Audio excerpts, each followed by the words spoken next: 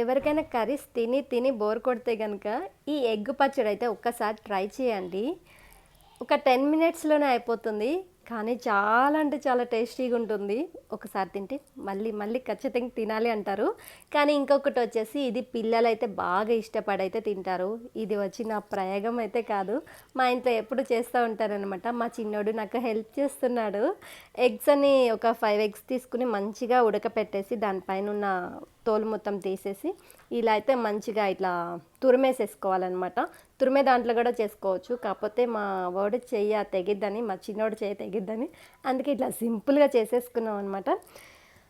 ఇలా ఎగ్గు తురుము పెట్టుకున్న దాంట్లో వచ్చేసి ఒక పెద్ద నిమ్మకాయ జ్యూస్ తీసి నేనైతే జ్యూస్ అయితే పోసిన. ఒక 5 ఎగ్స్లో వచ్చేసి ఒక నిమ్మకాయ అయితే పోసినానమాట. తర్వాత వచ్చేసి ఉప్పు, కారం, ధనియాల పౌడర్, గరం మసాలా వేసేసి మంచిగా కలుపుకోవాలన్నమాట.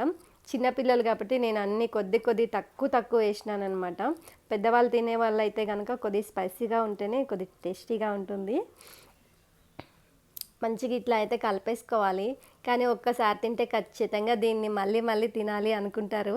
ఎప్పుడైనా కర్రీస్ చేయాలి అన్నప్పుడు బద్ధకంగా ఉన్నప్పుడు మాత్రం ఇది మనకి బాగా యూజ్ అవుతుందన్నమాట. ఆడవాళ్ళకి సింపుల్గా అయిపోతుంది. తర్వాత వచ్చేసి ఆయిల్ వేసేసుకుని ఆయిల్లో వచ్చేసి ఆవాలు వేసుకోవాలి. ఆవాలు కూడా కొద్దిగా చిటపట అన్న తర్వాత జీలకర్ర వేసుకోవాలి. ఒక 4-5 చిన్నుల్లిపాయలు ఇట్లా దంచేసేసి వేసుకోవాలన్నమాట. నేను వచ్చేసి కరివేపాకు వేసేదైతే చూపించను, అది టప పేలిద్ది, అదైతే చూపించను.